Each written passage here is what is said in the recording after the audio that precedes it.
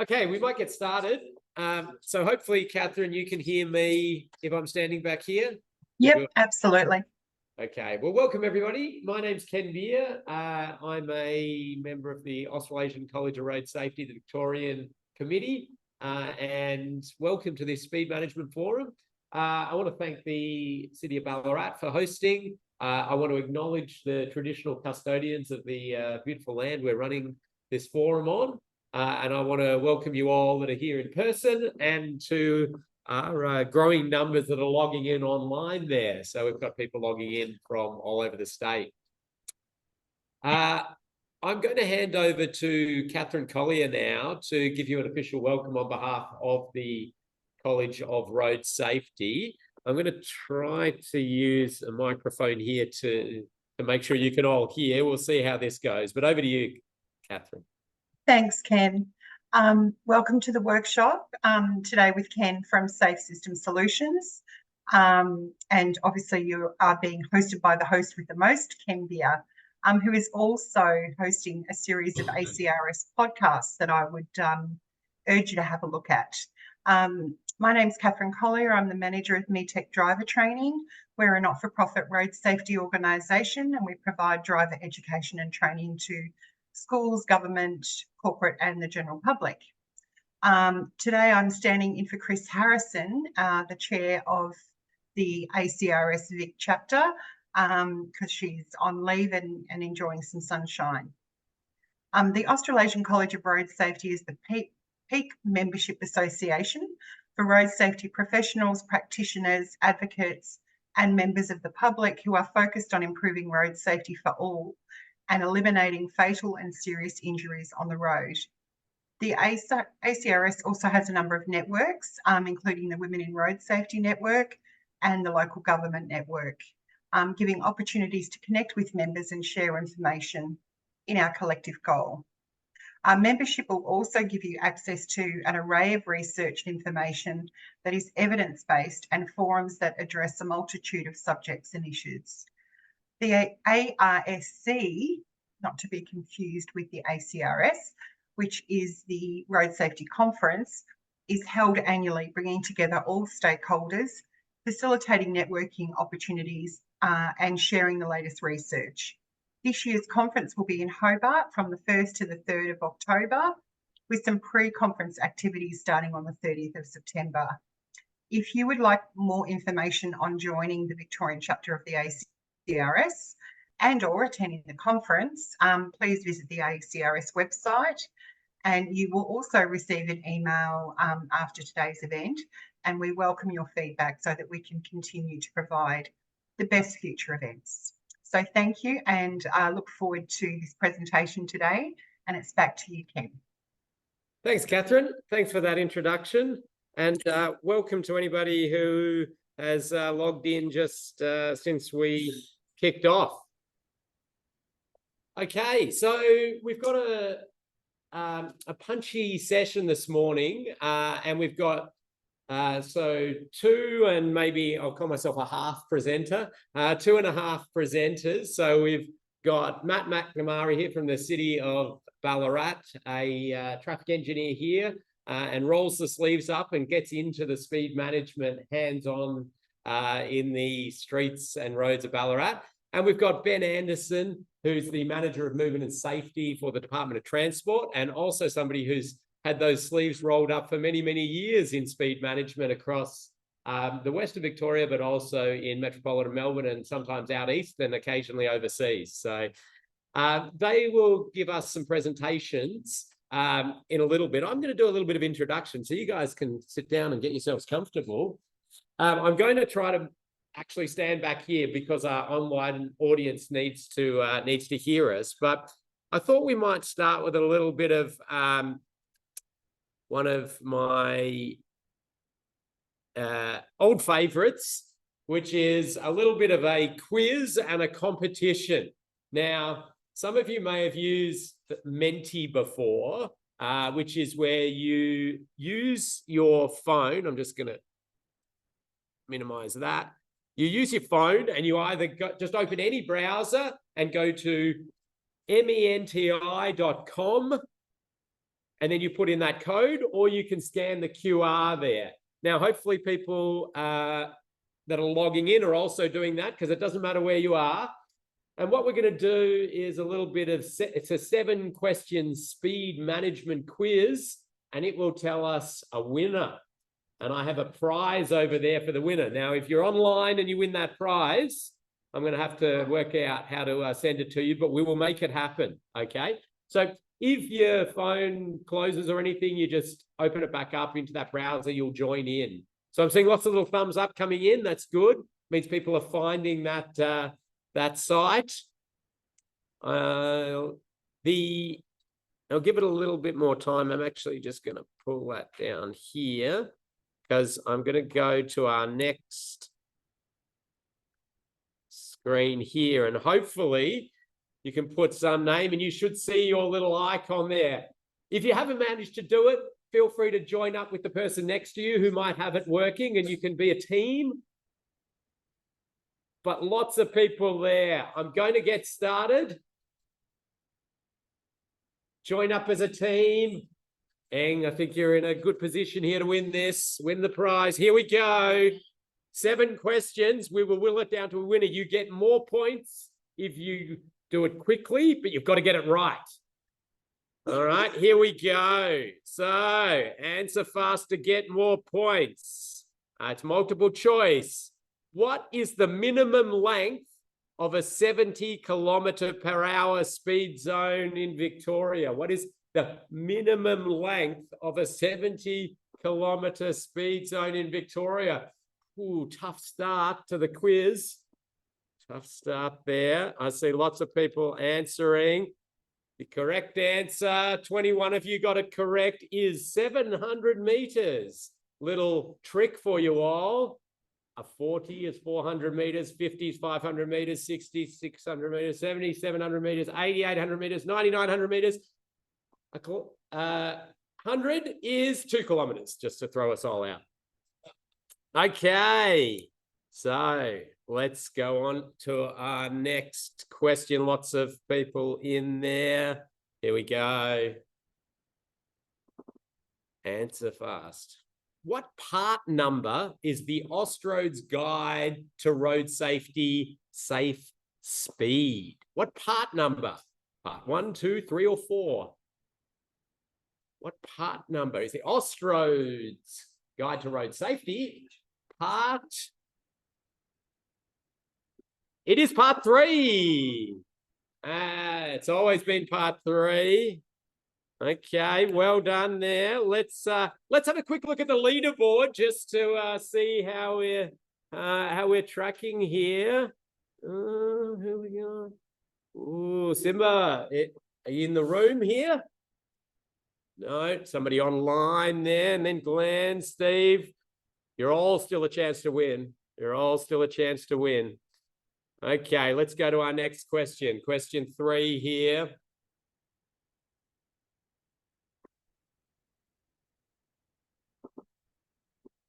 How many speeding fines were issued in Victoria in the 2021-22 financial year? 1,025, 10,254, 102,540, or 1,254,080. In Victoria, in one financial year, 1.25 million. So that's off the Camera Saves Lives website. Very open, transparent data you can find there on the Victorian Government website about the number of speeding fines issued per quarter, and you can add them up to a financial year.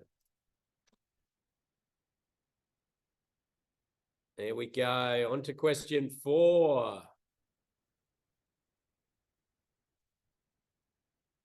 The speedometer on a roadworthy 2020 Toyota Camry could display up to 10% higher or lower than the actual travel speed. True or false?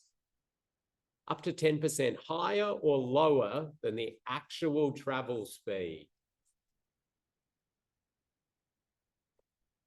The answer is false, because there was an ADR that meant it can't display lower than your actual travel speed. So it could be 10% higher than you're actually traveling, but not lower for safety reasons.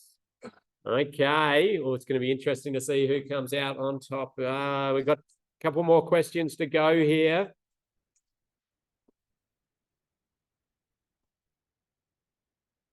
What percentage of Victorian drivers admit to intentionally driving over the speed limit in a 100-kilometre speed zone, according to the TAC Monitor survey, which is where they ring up people? And I can't quite see what they are. I'm just going to move that. What do we got? 4%. And the answer is yes, 42%. So there you go. A lot of people admitting to exceeding, not by any specified amount, just going over the posted speed limit in a 100K zone. And that's them admitting to it when surveyed. Okay. And second last question here before we find our winner. Which site has more speeding infringements? Back to the infringements. Rosanna Road, Terminal Drive, or North Road? Again, according to Camera Save Lives, the Victorian government website that openly, transparently shares where fines are, how many there are. And the answer is Rosanna Road in Heidelberg there. And it actually about doubles its second closest rival there. So, and I was involved in the speed zone review of that road. So I'm scratching my head a little bit. Maybe some infrastructure to complement. Okay, last question here. Here we go. Our final question to get us warmed up here. What is the kinetic energy equation? MC squared, log X plus log Y, half MV squared. The kinetic energy equation.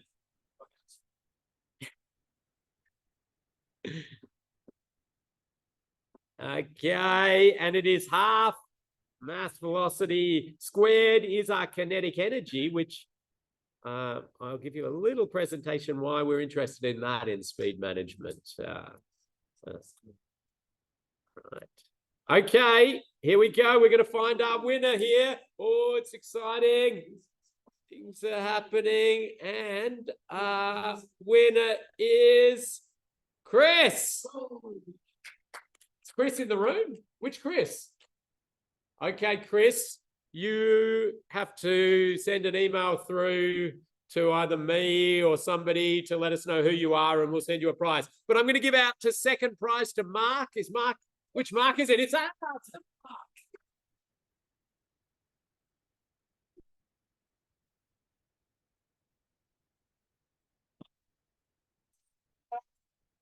There you go. Choose yours, the big one or the little one? Well done. There you go, Mark, a long-time Vic Roads now Traffic Works member has win there. And third was Peter White. Peter, you here or? Yes, Peter, you are.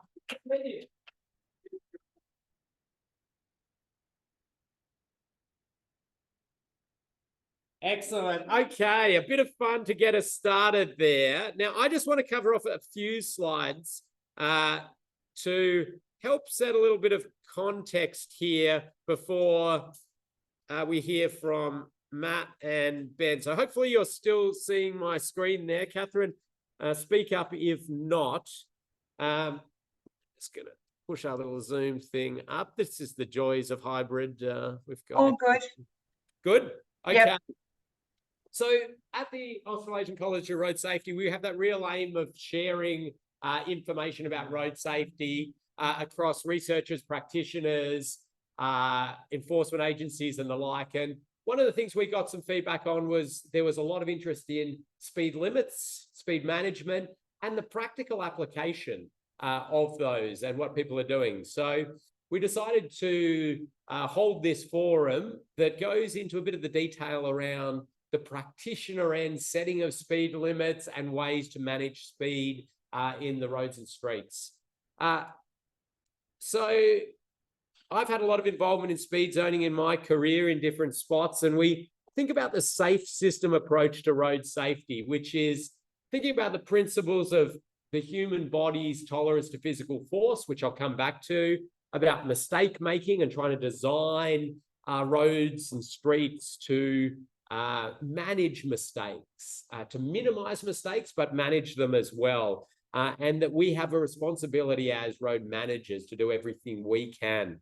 Now, the elements or the pillars of the safe system are often talked about as the safe vehicles, safe roads, safe road users, and safe speeds. But I'm always uncomfortable with sort of talking about them as these discrete elements because they are so intertwined. They influence each other. And speed is one that really gets its way into all of those other elements of the safe system. The vehicles have so many new features that can help with controlling speed. We have the roads and the roadsides, and we'll hear from Matt a little bit about how influential the road environment can be in calibrating speed of travel of vehicles. We've got the road users and all the decisions that they make around speed and ways that we can keep people at appropriate speeds in terms of enforcement, education, behavioral campaigns. So I tend to like to use another little model, which is from Europe, which was put into the Austroads Guide to Road Safety Part 3, Safe Speeds, which says we're going to have a road and street environment that has vehicles of some description with some certain safety features in them, and that could be different depending on where you are and how progressed we are and what policy decisions we make. We're going to have a road environment that has different features to manage crashes, to try to get vehicle speeds down. And then you're going to have road users who have certain levels of protection themselves, certain physical statures that they can handle certain forces. But it doesn't actually matter what we have. If we filter that through an appropriate speed that takes into account the human body's tolerance to physical force, we have a safe transport system. So if we think about speed and travel speed of vehicles as the sort of regulator of safety, we can pull it up and down as we need, depending on what we've got. Now, these curves are something that many of you are probably quite familiar with, and they show us the population's chance of being killed when struck at a specific speed. So this is not a speed limit. This is actual, the physics, the biomechanics of injury when they are struck at this speed. A pedestrian struck around the 10 or 20 kilometers an hour has a high likelihood of surviving. Now, yes, we might see some very frail old people struck at low speeds who are killed. We might see some incidents out at 50 or 60 where they miraculously survive a person struck. But in general, that is our correlation of our community's chance of survival when struck. And you can see exponentially kicks up around that 30 kilometers per hour. Small increments in speed of impact of a pedestrian above 30 kilometers per hour magnitudes out to significantly more of our community likely to be killed or seriously injured, or that person. We have this for side impact crashes, right angle, which is the speed of the bullet vehicle here and the target vehicle occupant. And we have it for head-on crashes, and that will be the speed of each vehicle. So we see that gives us a bit of an understanding of design parameters, thinking about speed and crash types. And that's how we want to be thinking about the management of speed on the road network. But there's a lot of interest in this, and we see researchers slightly criticizing it because it's a bit old research and we have other things popping up. And I just wanted to acknowledge that, that those curves, we see lots and lots of studies around the world, and they come out every month. We're seeing a new study coming out with different biomechanics of injury, and they all have slightly different analysis of that. Those ones are a great starting point, but we do need to acknowledge we're all constantly monitoring that. We're having new vehicle fleet entering in. We've got slightly different research methodologies. So it's quite complicated there. A colleague of mine in Sweden, Johan Strandroth, he does a lot of work in this space, and he's produced this chart to give us that sort of indication of speed, travel speeds, or delta V. So it's actually the change in travel speeds, because if you have a vehicle that's already traveling along at 70 and a vehicle crashes into the back of it at 100, well, it's really only a 30-kilometer change in speed that we're thinking about there in that transfer of energy. So you can see he's got the delta V, and some of them are there. But in front of that, or to the right of those delta Vs for these different crash types, is actually understanding vehicles of the future, all of their advanced technology, auto emergency braking, different, better braking systems and techniques, and understanding what the acceptable travel speed could be when all of those interventions kick in. Now, we're not at that stage at the moment. Our fleet doesn't have full coverage of all of these safety features, but it's something to understand. We're moving towards that. Now, those online, you can pop questions into the chat, which we'll get to as we go. Oh, sorry, UN in Sweden puts a moose, so I have to cover it up with a cow. Mind you, a moose does sit up very high and causes a lot of other issues through the windscreen, but it's fairly close to that. But we have this magnifying effect of management of speed.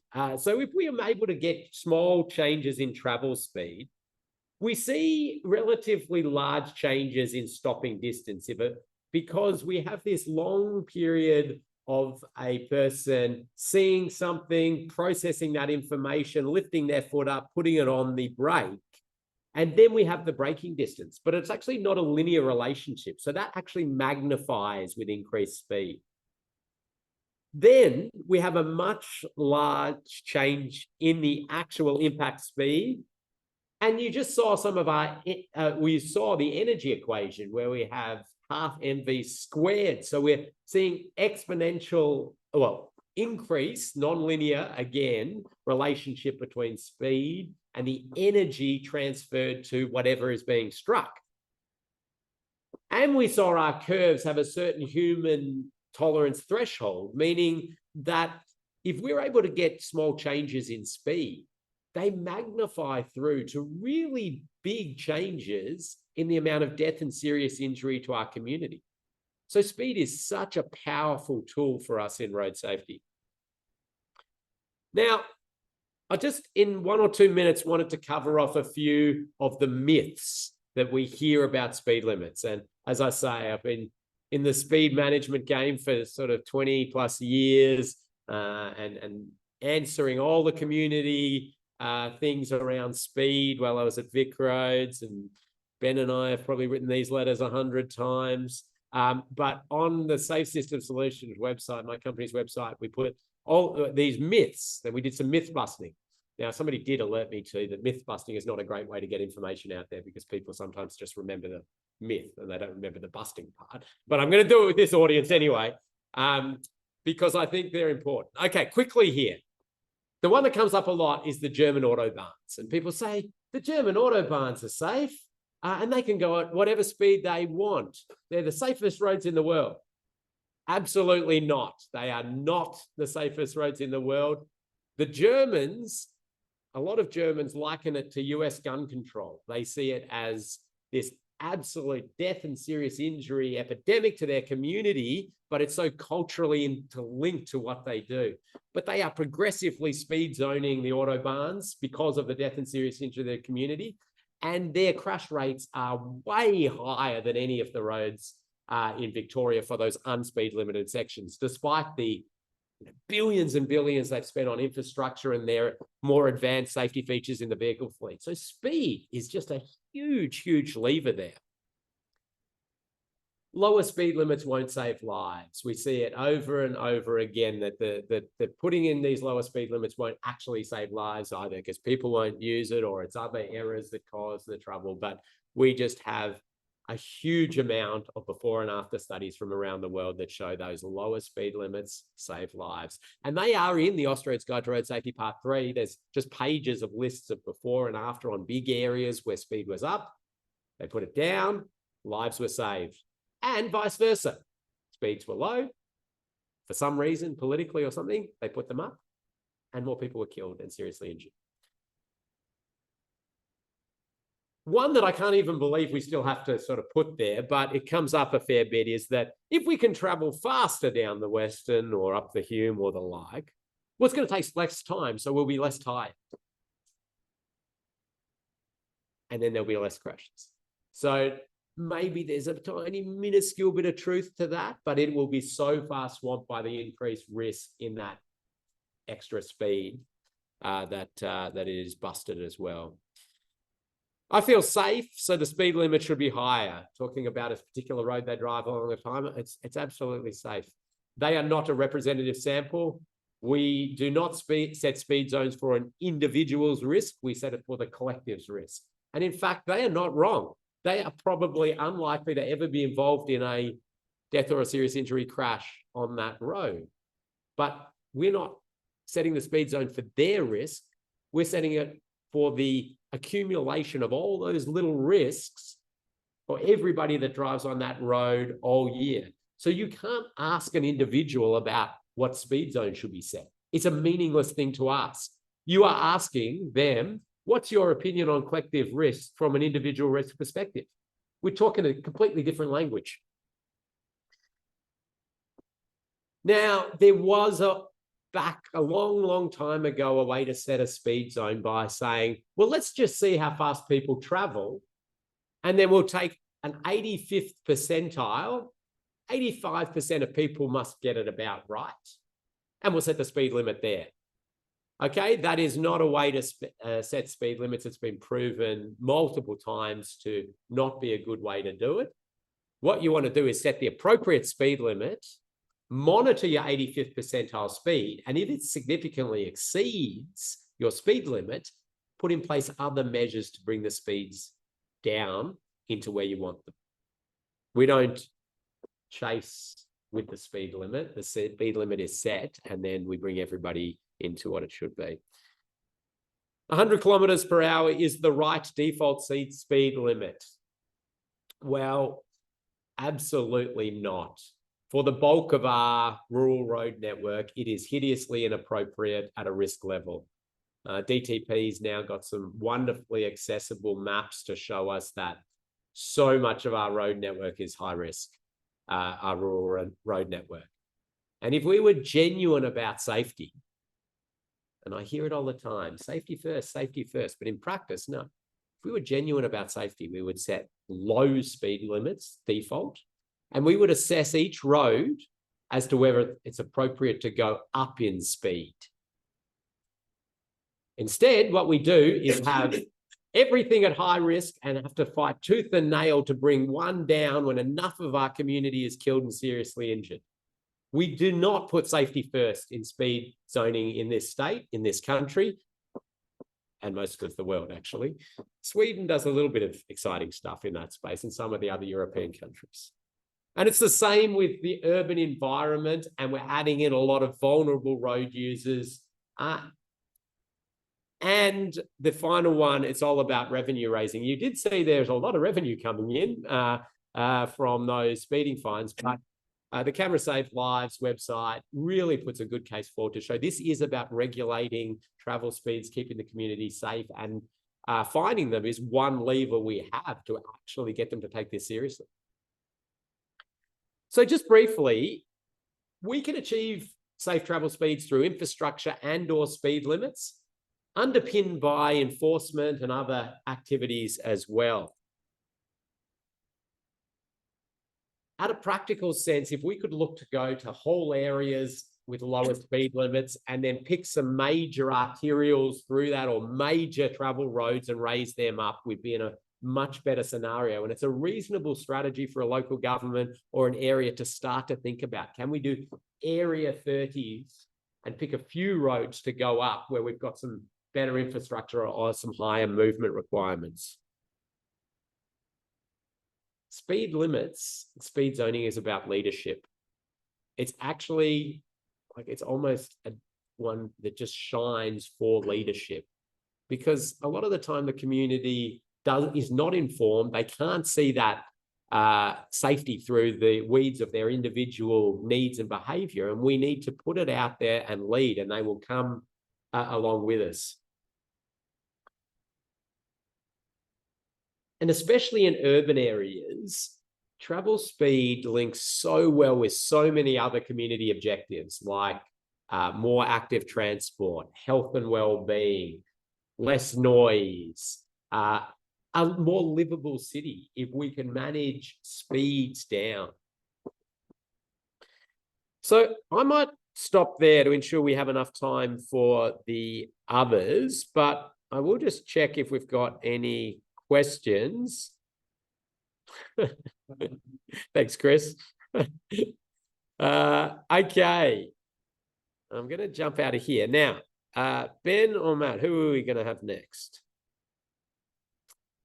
Ben. Well, I think it's probably appropriate to get Ben up, because I've been sort of talking at a fairly general level about sort of the importance of speed. And over to Ben, who's with the Department of Transport and has a lot of carriage of speed at these regional areas. So over to you. Now, they're just going to use that. You need to stand here so they can hear you. That's all right. Thanks, Ken. All right. So, well, to start off, I'd like to acknowledge the traditional owners of the land in which we're meeting today, the Wadawurrung people, and I pay my respects to the elders past, present, and extend that respect to all Aboriginal and Torres Strait Islander people here today. So, yes, being a Department of Transport and Planning, I'm going to focus a bit more on, I guess, the technical aspects and the processes of how speed zones are changed in Victoria, the things that we're considering, how they go about, sort of thing. First up, I'm just going to touch on probably the two key documents which we rely on with speed zoning in Victoria. The first one is the speed zoning policy, and that's the image of it there. And those that have been around for a while, we used to have the speed zoning guidelines, which the policy and the technical notes were in, but now been split. So there's two documents. But the first bit, the policy, touches or goes through, I guess, the key principles of speed zoning in Victoria. And that being, I've got them up there. There's 5 key principles: road safety, which obviously Ken's talked about, and one of the main reasons here today. There's other elements as well when it comes to speed zoning, which come into play. Transport network efficiency. So obviously there is a need to move people around the network, and some of our roads are obviously of higher importance than others in terms of speed, and we take that into account for when we're considering speed zoning. Road user expectation. Obviously, ideally, if people are driving down a road and it's inherently that zone, it feels, the infrastructure makes it feel like that zone. That's really what we want to aim for. We want people to not have to look at signs to inform them what speeds they're driving, should be driving at for safe speeds. So that's sort of a key element there. And there's other elements that fall into that in terms of minimising changes and things like that, so we're not sort of, I guess, potentially creating confusion for road users. Community engagement. So that's, I guess, a big aspect there is bringing the community along with how where we're going with those changes. And community wellbeing, which sort of Ken touched on, and that's probably particularly important in urban areas where roads aren't just about movement of people and goods and whatever. It's in terms of vehicles. It's also pedestrians, cyclists, active transport, aesthetics, all sorts of things come into play there. So yes, I won't go on too much more about that, but there's other aspects in there that are covered in for all sorts of policy decisions in the state around variable speed limits and school speed zones and special purpose limits, which I'll touch on later. Probably when it comes to actually implementing zoning, the technical guidance, which is actually a traffic engineering manual, volume 3, is really the key source of information. Much bigger document. I think it's around 75, 80 pages or something like that. Goes into a lot of detail about signs, sizes, numbers, repeaters, what appropriate speed limits are in certain circumstances, and touches on the relationship to safe system, those sorts of things. Put them up on the screen. How to undertake stakeholder engagement, probably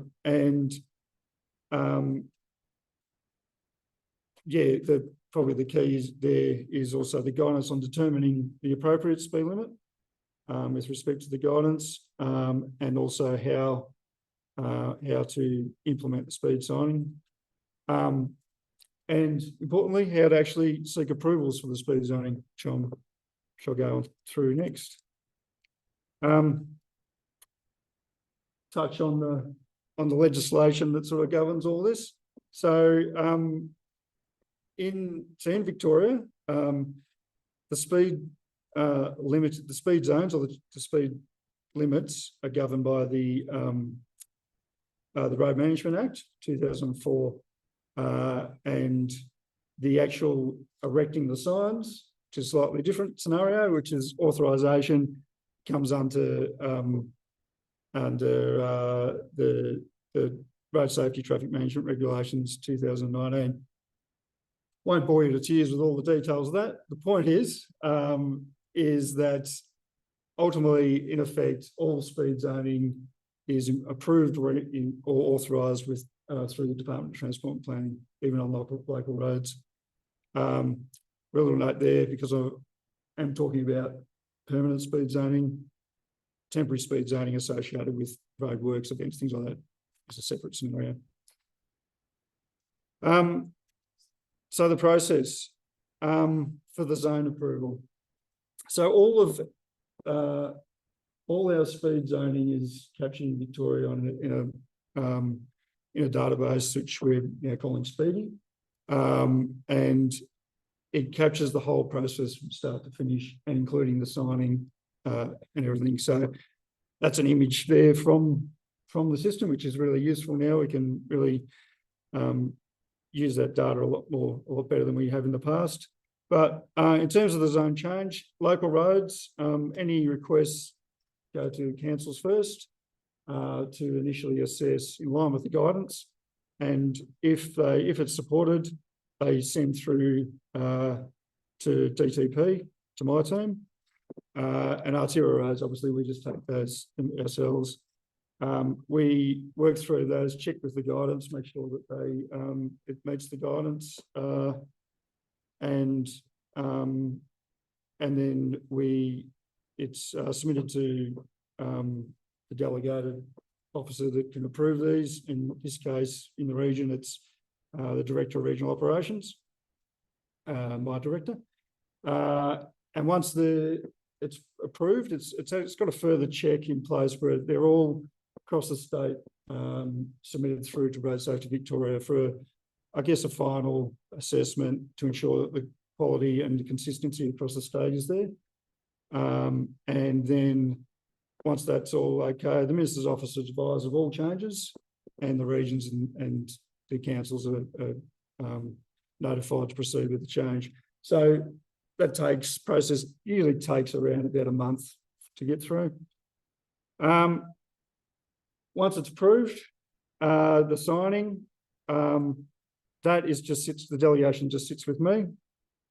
So my team will So the actual sign scheme it goes into the database, and it's another image there of all the details of every sign, size, which way it's pointing, all the rest of it, and that's all captured. And again, go through the process of all the review against the guidelines, and ultimately will be authorised by me once the zone has been approved and issued immediately.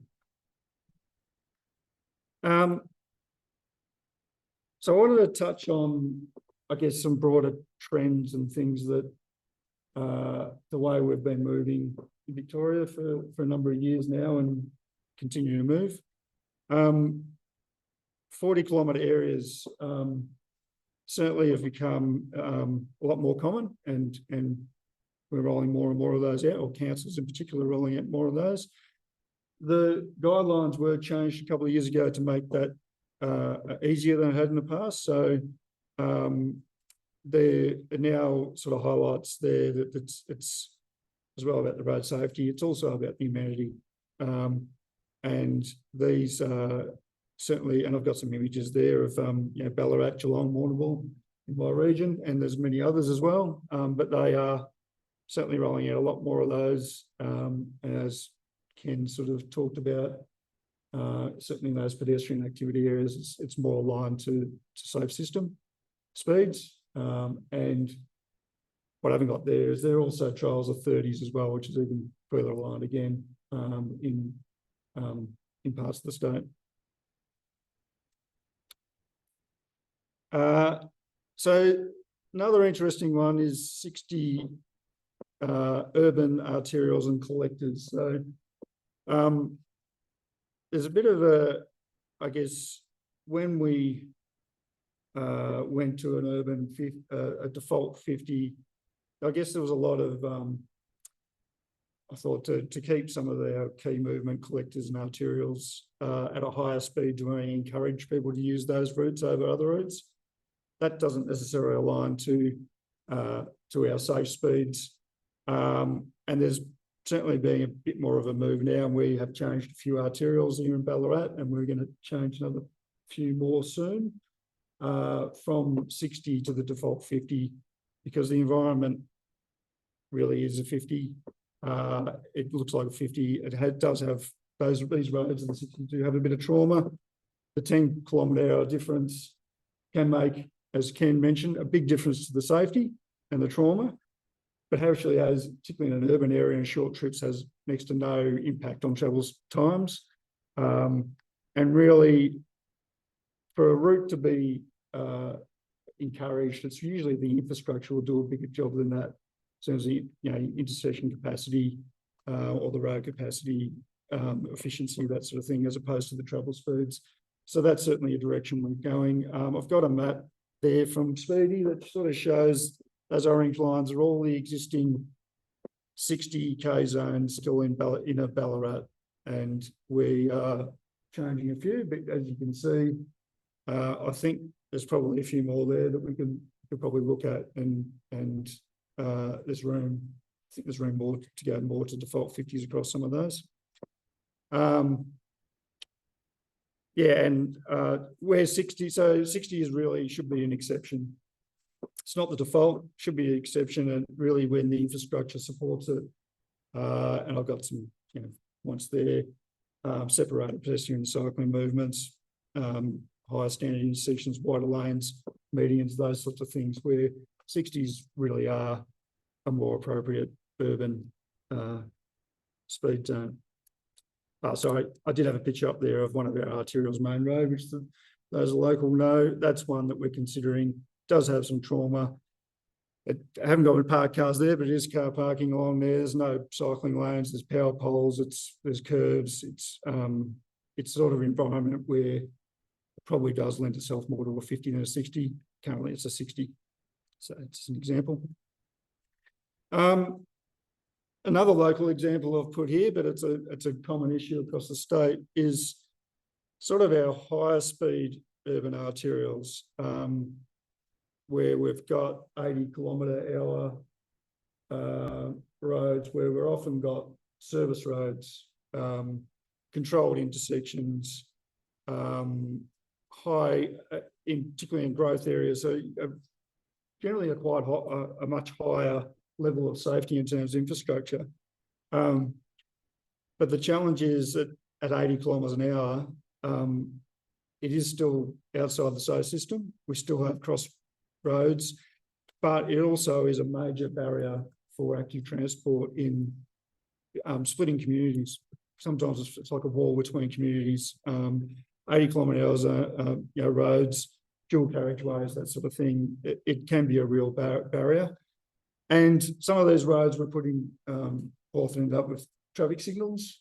And although the guidelines currently say that signals 80 kilometres an hour is the highest, I personally find that a bit uncomfortable in terms of safe system. So, and I know others around the state, and I think there's a bit of I guess it's a bit of discussion at the moment whether that is appropriate, whether they signals in an 80k zone is actually appropriate, and whether those sort of environments further encourage a reduction in this environment. I've got Kenn Road out there. This is currently 80. I've also, at the bottom of the page there, got some data of the operating speeds. It's actually sitting at 70 at the moment. So people aren't even doing the 80. That's the average speeds. I've also just recently got approval to drop that to 70 to match that. So that will be happening soon.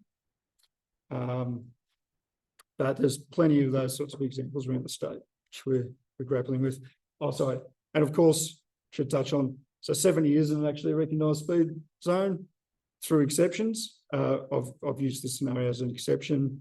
But yeah, technically in our guidelines, that's the way they're treated at the moment. But we'll see what happens there. And highest speed, 80 kilometre an hour plus zone. So, sorry, I got thing in the way of the image there, but it's really for 100 kilometre an hour. That's right, I think I get the idea. Up there. For 100 and 110 kilometre an hour roads, we're really aiming for the infrastructure to support them with continuous safety barrier, duplicated freeways, rural freeways.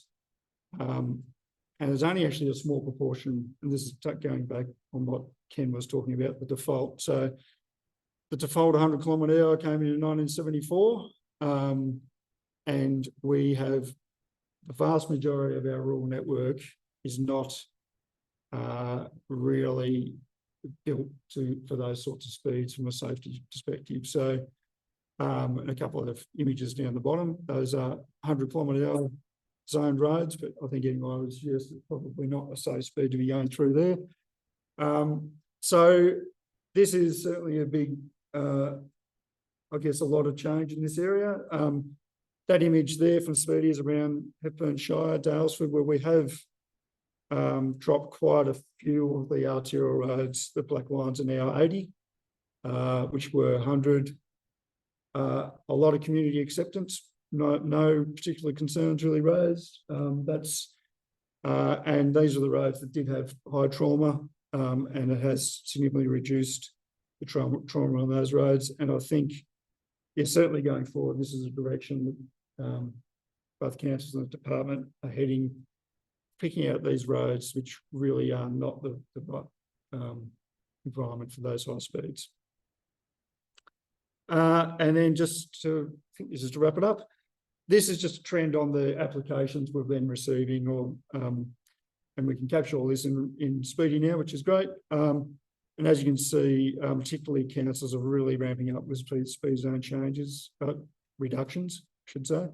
And this is about a month old, but you see 2021 was a huge year. But so this is kilometres of road that's been reduced, and a breakdown of the sort of key reductions. A lot of them, particularly in Melbourne, there's been a big rollout of urban 40s, which is adding to that. But there is also a significant amount of 100s to 80s that are happening around the state. So it's a journey, but we're heading in that direction to bring those speeds in line. Safe system. That's it. Okay. Thank you, Ben. So we will take questions. We'll take a few questions for Ben. We do have some time allocated at the end for general discussion with all the presenters. One that's come in online from Warwick, and thanks, Warwick, is why do local governments not have the authority to set their own speed limits?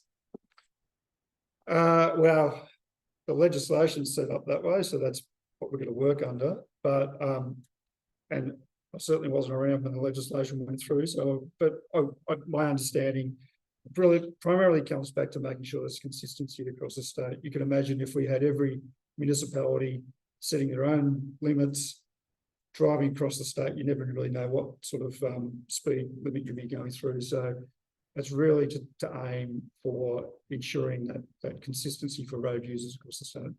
Yeah, that's right. And a long time ago, maybe 18 years ago or so, we did survey each council as to whether they would like the delegation to set their own speed zones. About 75% did not want that burden. I feel there was the sort of they wanted to be able to say, well, we can't get that through one reason or another, and avoid that close connection to their sort of councillors and the like. It would be interesting to do that again, because I think there's a lot more movement in local governments to facilitate a lot more change. But yeah, the theory is the consistency, as you say. Good. Any questions from the audience here live? Ed? Yeah, thanks, Ben. I just want to go back to your rural road speed limit about the report 100.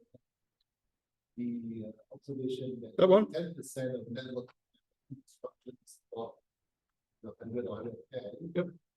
Given that the majority, 90%, do not have that right setting, you did much better than the legislation or the guideline says that before anything, and then by assumption is 100 when infrastructure can support it rather than doing it now.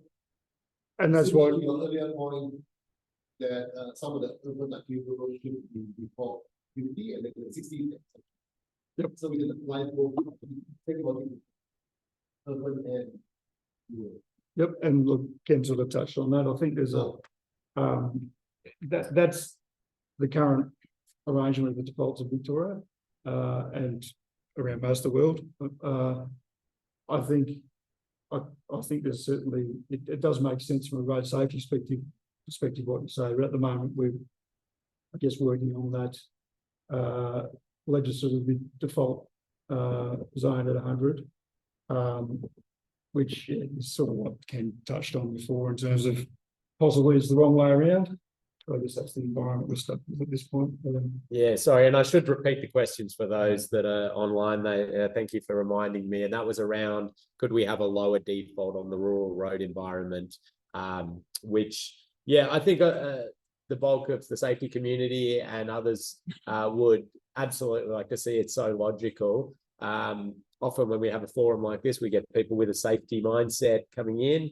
There are large other segments of the community who resist that sort of discussion. So one that links to that, and then we'll go up the back there, was around if we're lowering these speed limits on these rural roads, how can we guarantee anybody's actually going to travel at those speeds?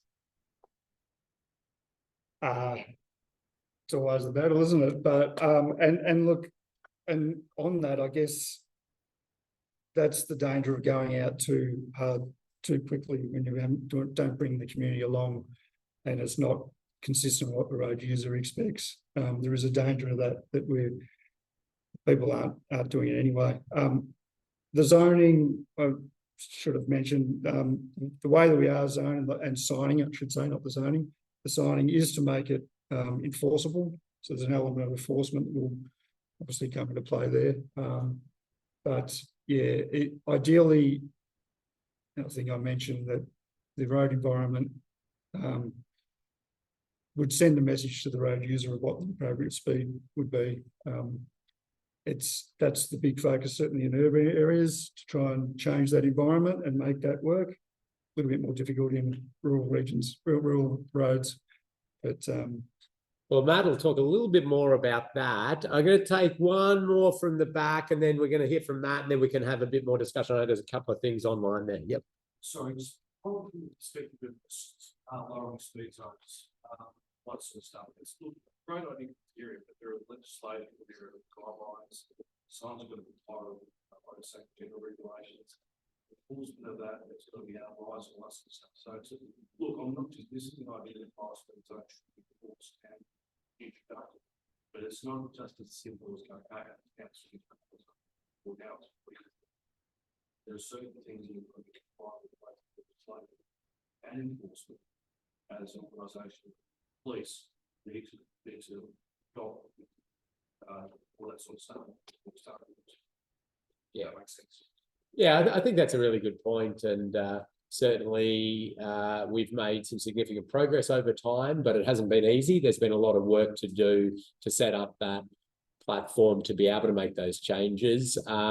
But we need to just keep pressing on and doing that work. Yeah, it can look daunting, it can look hard. We have to take our community with us, but we need to keep progressing this and getting ourselves in a more in that safety mentality and keeping our community safe with appropriate movement and continuing to move people and goods around the network. I actually had some slides that I ended up taking out due to time, but I was going to touch on, I guess, that community acceptance, and I think we underestimate that. I think we always get a bit nervous that the acceptance isn't going to be great. And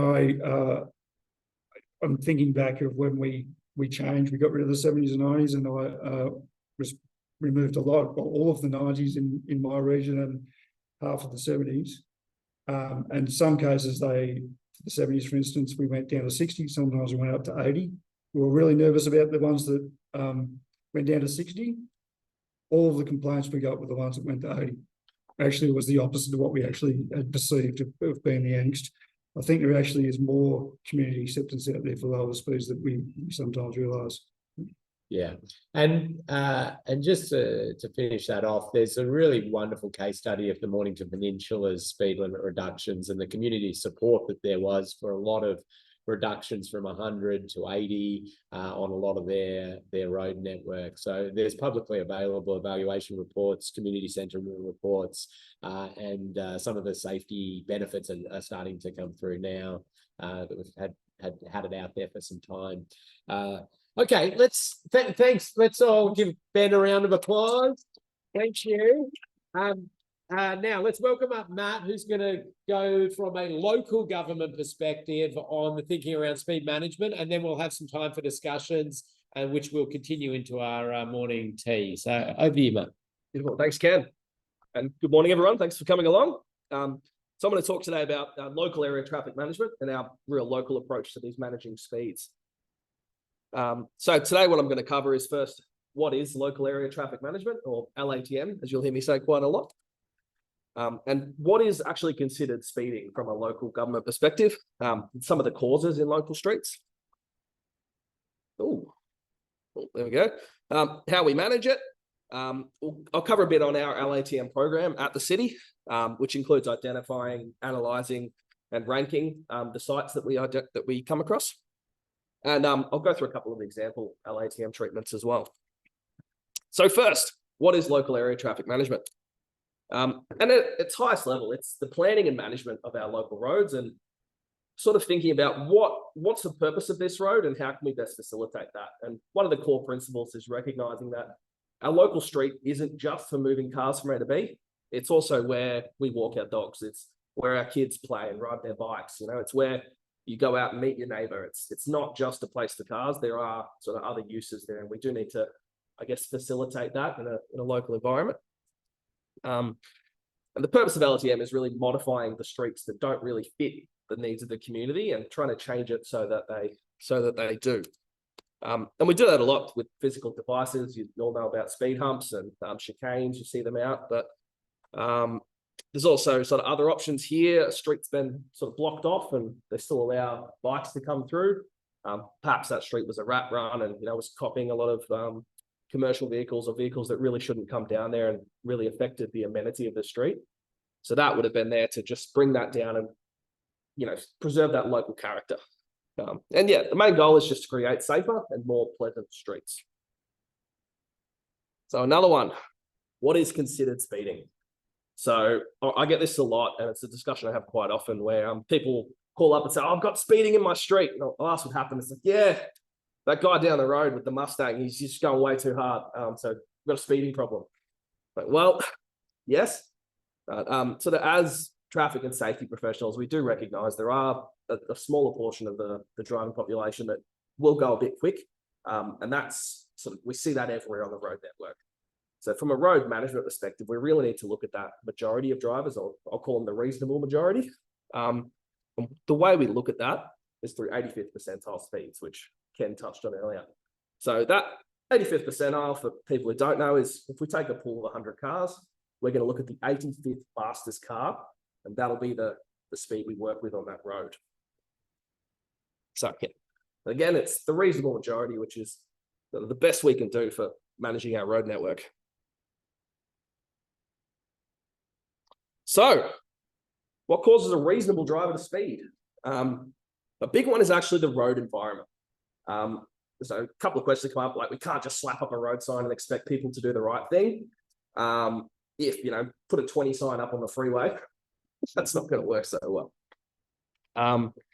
So there's this thing called unconscious speed selection that I like to think about, which for us as drivers, once you're experienced, you've got a bit of a catalogue in your mind of all the roads you've driven down and what speeds they were, and sort of what feels really appropriate on that street.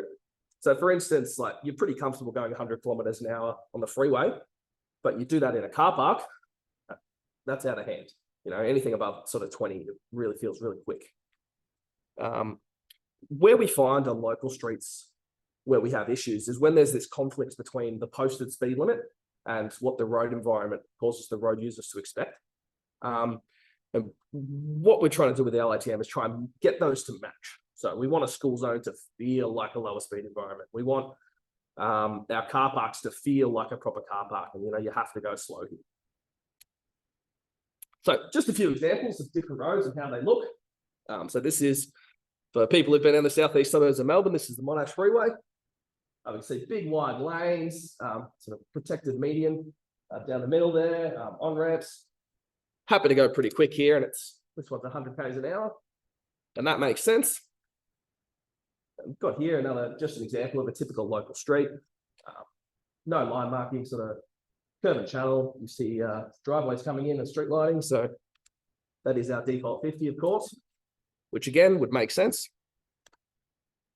This one's a nice, interesting one. So this is actually in Richmond in Melbourne. So they've painted the road here. You can see there's no actual distinction if you look closely between the curb lines, so where the pedestrians are and where the street is. And that's very intentional here. We don't want cars to feel like the road is theirs, because there is so much pedestrian activity here. And it was set as 10 as a shared zone. And the road marking was really put down there to kind of differentiate that from the typical road space, to make it feel like, you know, this is an area where pedestrians could come out at any time. And finally, this is a little street I worked on in my old job at Knox City Council. This lane here, when we look at that, we've got a pretty wide road reserve, a few trees running down the boulevard. There's center line. If you look at the back, there's the median. Couple of driveways, but not many. Is anyone willing to have a stab at what speed they think it is here? 50? Yep. You're correct. It is 50. But you'd be surprised. I think a lot of people disagree, because when I did the speed test here, the 85th percentile was about 63. So a lot of cars were going really quick down this. And my thoughts is that if I signed this as 60, I don't think many people would bat an eye. Be like, oh yeah, it sort of feels like a 60. It definitely doesn't feel like a local road. I think if we want to make sure, you know, people are complying with that 50 km/h speed limit, there's probably a few changes we can do to this street to really help bring that back in line. So, how is speed managed? Very surprising. LATM. So, here's a couple of examples. First of all, your chicanes are quite a good one. Using that horizontal deflection, getting a vehicle to slow down and move around through a pinch point. We find these are quite effective. And the classic speed hump, which I think every second call I answer, someone's asking for a speed hump, which is fair enough. They are very effective at controlling speeds. They're not so good at maintaining the amenity of a street, I find. they do cause a lot of noise, decelerating, accelerating, the thump as you go over them all day. If you've ever lived next to a speed hump, you'll know that, cars going over them all day, you can hear it. It can be a bit annoying. So while they're very useful, we tend to try and avoid them where we can and try more a softly first approach to bring those speeds back in line before resorting to a much more severe measure like that. So, brings me to our approach to LATM. So what we have in the city is an ongoing register of identified sites that could benefit from LATM treatments. Now, I do feel like we're constantly sort of chasing this here. I feel like we'll never get to the end of it. I think there's about 30 sites in there at the minute.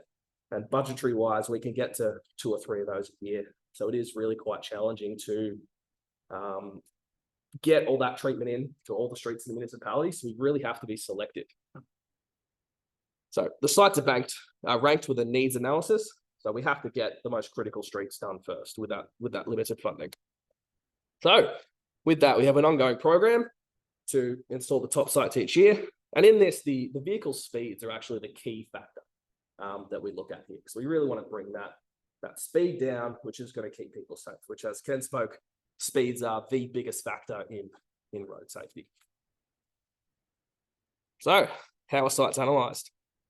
So we start with an initial analysis. We need to do this because I get, I think, over 100 requests a year for LATMs. Obviously, we can't do all of these when we're only doing a few.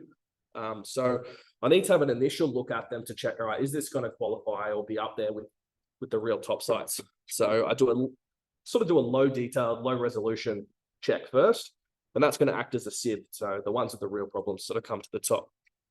So that's going to be through a traffic study.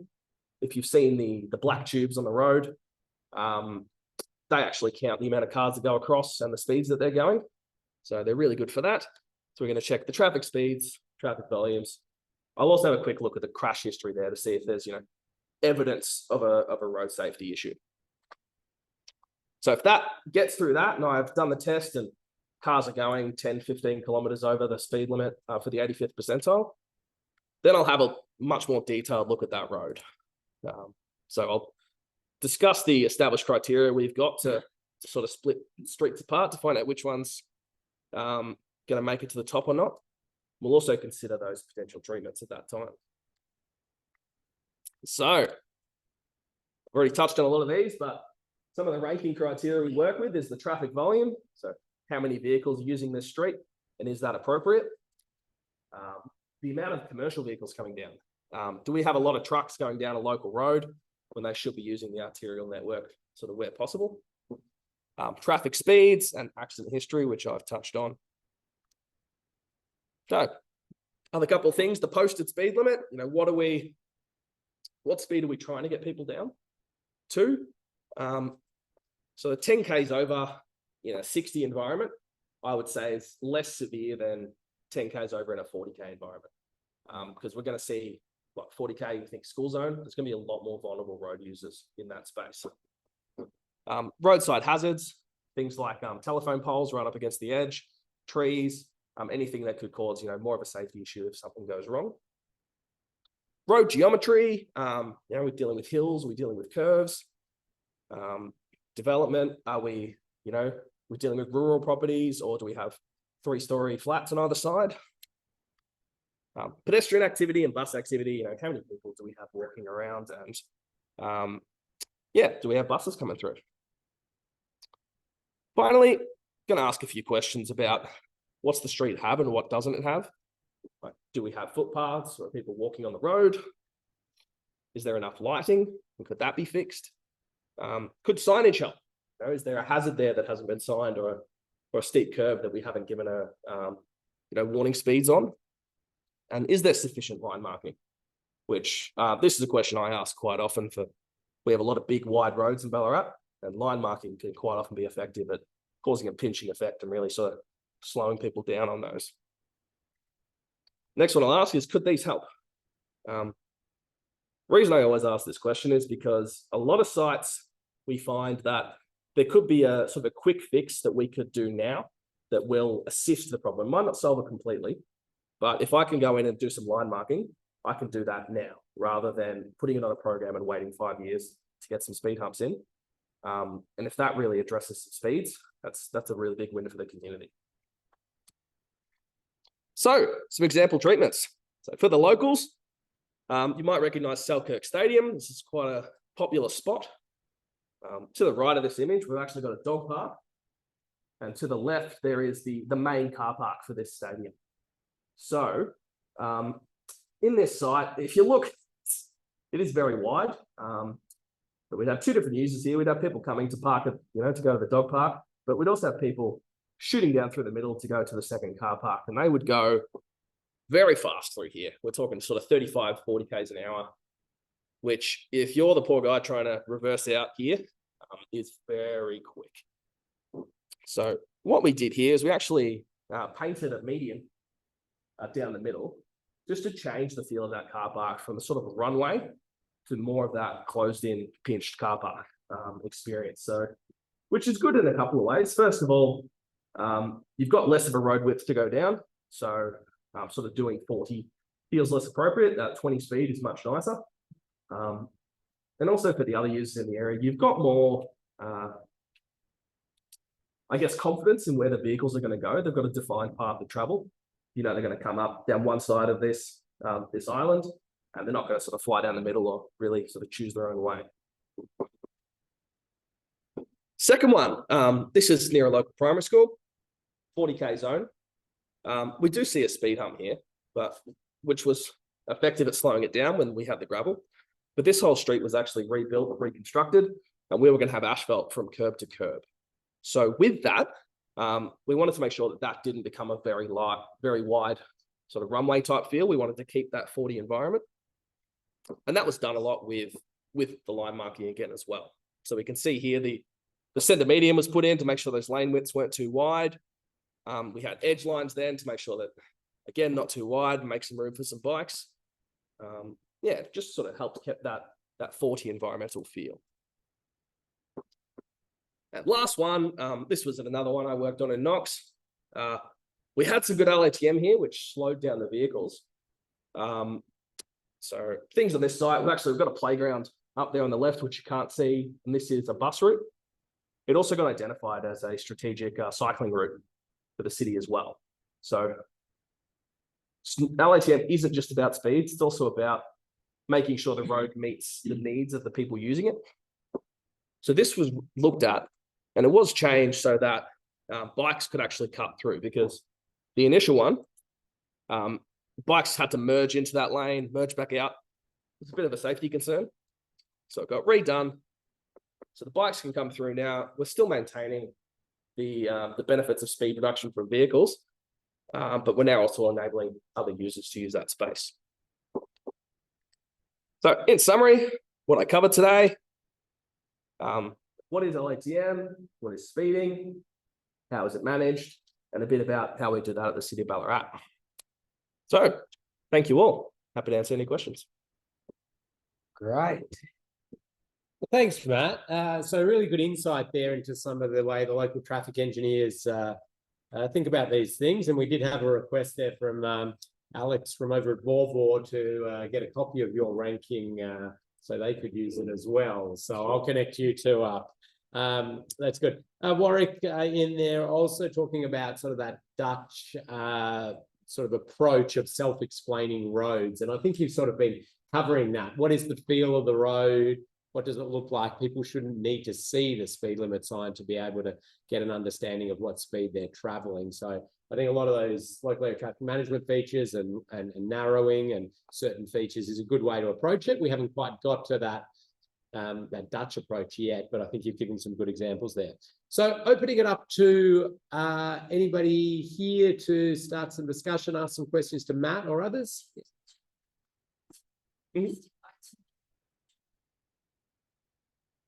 No, I think I left that one off. It's certainly something I would think about, probably more triggered by the actual road itself. If I'm looking at a more rural road, that does come up. So thank you. I did miss that one. I should have put that in. Yeah, and that's an interesting, I think, example of some of these other levers we can use to justify lower speed limits where it may not be completely obvious to the individual road user. It's a road user safety thing on some of these rural environments. They're a bit more understanding of some of the wildlife concerns. As I say, there is a Tasmanian study, I was telling you this yesterday, I think. There's a Tasmanian study showing that some of the Tasmanian community were more receptive to lower speed limits for the protection of animals over people. So, and you can kind of see why that might be, in the sense that animals will jump out and the like. And it does go a little bit to the blame culture we have in road safety that we need to shift, where they'll say, well, you know, it's people should behave themselves, but animals. Yeah, so that's one. I think we've also got emissions as another good one. There's some work to show that traveling at lower speeds, less emissions on those rural road environments, lower fuel costs, and a few other levers as well. So did you want to add further to that? I'm not thinking.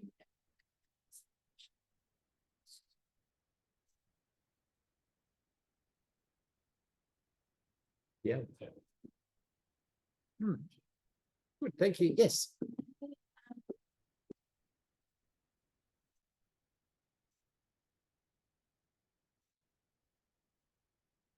Mhm.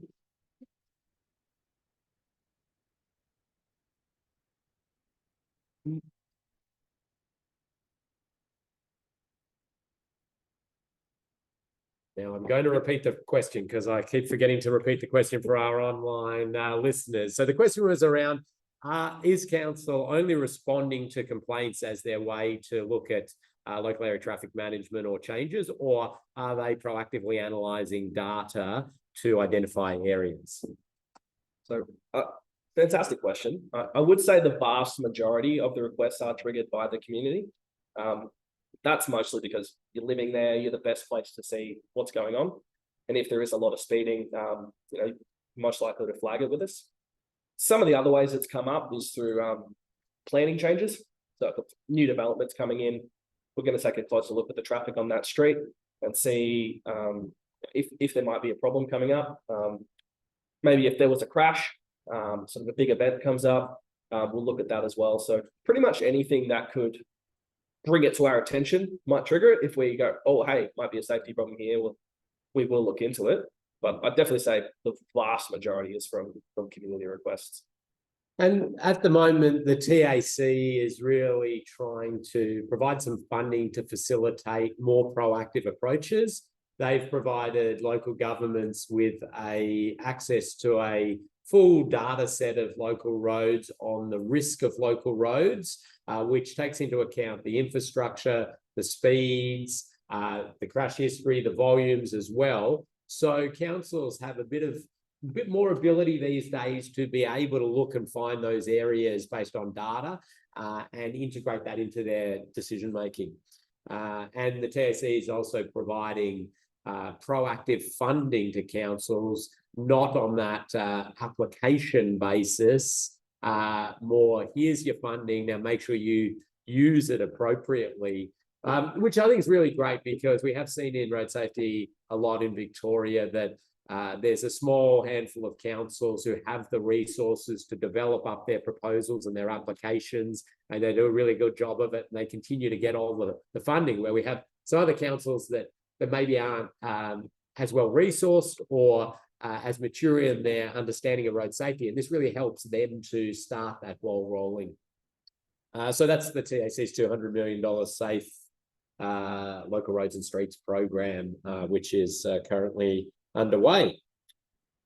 Thank you. Great question. Other questions? Okay. Down the back. Oh, yes. It's probably more its presentation, but I'm just curious when it comes to evaluating speed limits from the default, particularly the default speed limits. Any of the other councils have a trigger that they will actually conduct a review. I'm prepared to Shire with bigger resource more when it comes to evaluating roads and speeds. And so we've just set up 50 vehicles a day, roads below 50 vehicles a day. It's low risk, it stays default, we're not going to do that. So I'm just curious if anyone else has sort of was have a similar sort of way of thinking. Ben, you can come up as you think Yeah. about that, and I'll sort of repeat the question. It's around what triggers other local governments are using to start to investigate those lower speeds, and whether there's any that Ben knows about receiving a lot of those applications, or we might ask the audience whether there's others that can share their ways of approaching that. I'm not specifically aware of how individual councils, approach that. What roads they want to target, but I think generally speaking, I think that's a key element in terms of what is often prioritised, and depending on how these roads are identified through crash data as well, and you find that just higher volume roads, more exposure, you in a similar environment, they're probably going to be the ones that are going to, I guess, become the priority. But yeah, I'm sure individual councils approach it different ways. But, and I guess what I might say though, that I should have said this in the presentation, in terms of local roads, yes, the Department of Transport planning is the overarching, I guess, approval and authorisation body. But when it comes to councils managing the local roads, we are very reliant on their road, they knowing their network, their roads, and what they think is the right speed zone. As long as it's in the range of the guidelines, if it's not too out there, we're usually fairly accommodating to what councils think is appropriate. Can I have a follow-up question, just because you touched on crash history? I don't know if everyone else finds the frustration that when it comes to crash statistics, we're only looking at the fatalities and serious injuries, and there's very little record of those other incidents and accidents. Which, you look at the pyramid, presume you're having more of those, but without that data, we're not making the decision. So just repeating the question there. So it's around the focus on fatal and serious injury crashes in data analysis, as opposed to the wider group of other injury and near miss and property damage, to give us an indication of where risk might lie. Ben, you want to start with that? Yep. So there's a couple of things there. I guess under the state road safety strategy focuses on fatal and serious injury crashes. So, but often that'll be about investment and infrastructure. That's something we obviously want to focus on that generally before other injuries. In saying that, we don't discount the other injuries. So the data we do receive is fatalities, serious injuries, and in the system what's called other injuries or minor injuries, which is people that are may end up going to hospital but aren't admitted in a hospital. Basically, that's the difference between the minor and serious. The police are only required to actually record crashes that result in injuries. So there are a lot of other crashes out there that don't end up on our data because there's no requirement to capture them.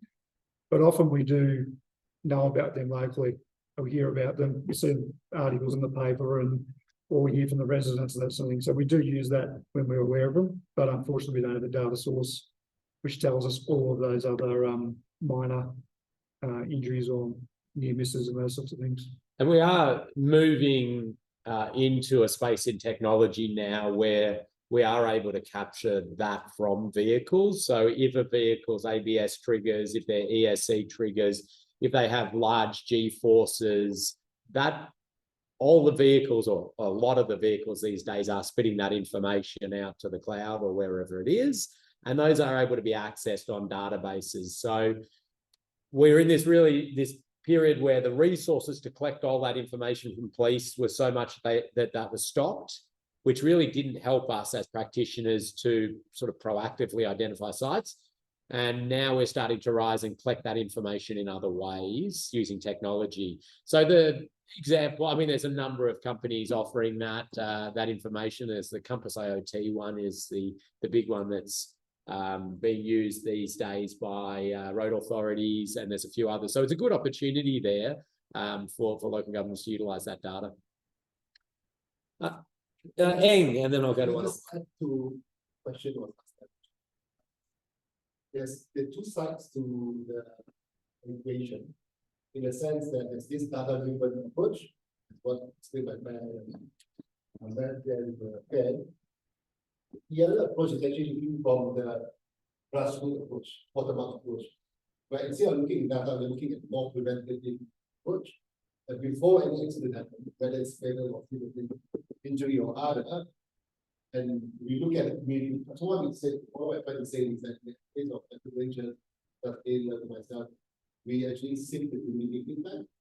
Then do a joint force study and we say, what does the community see? What, because they leave the area, they knew the risks and the near misses, which cannot be recorded because nothing happened. So near miss, a lot of near misses, so we actually ask that because they leave that way. We get this information and then we reverse engineer what we want. And they, from the classroom perspective, they say they want a lower speed, for a medical reason, or a perceived unsafe environment. So we work that up and then we put in speed reduction feedback.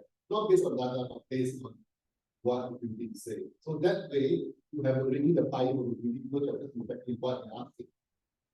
Then we go to BTP and then go to the process and I might add to that too, because we did focus on the crash data, and you just as a reminder, we actually are also moving into a more risk-based approach, and we do have a lot of other data on the road network, horizontal, vertical alignment data, roadside hazards, a lot of stuff that comes into it, and back to your point, volume, traffic volume, all that adds into a risk model, and we have got that now, which we're now providing to councils in terms of a mapped network of, which is not perfect, but it gives I guess, points us in the right direction to what roads are inherently going to be higher risk than other roads, and they're particularly they're the priorities. Now, we've only got 2 more minutes with our online audience, and then we'll close that off. Those who are here in person, we have the opportunity for another half hour to chat amongst ourselves, have a coffee, share that information. I will do one final question and get some input here on it. It's about the technology available to vary speed limits by time of risk, be that time of day. So we see that with school speed zones or other points in time, some suggestions in here around dusk or around times of ice or the like. And potentially also maybe, Ben, you could explain some of the side road activated speeds. Sure. Yeah, so we have got, and that this is touched on in the policy document in terms of use of variable speeds. School speed zones is the obvious one. We do have some seasonal speed zones in the state as well, and there's major activity in certain seasons and where we've got roads. We have the ice detection signs on the Western Freeway, when so there's plenty of examples out there where we do have variable speeds. Strip shopping centres is another big one where we have, which is more common in Melbourne, but where we have certain times of operation associated with the pedestrian activity. Yeah, so there's certainly opportunities there, but sometimes, yeah, it often requires, I guess, the right technology to make sure that people are aware of it, like electronic signs and those sorts of things, which come at a cost. So it's difficult to roll out, I guess, largely across the network. Good.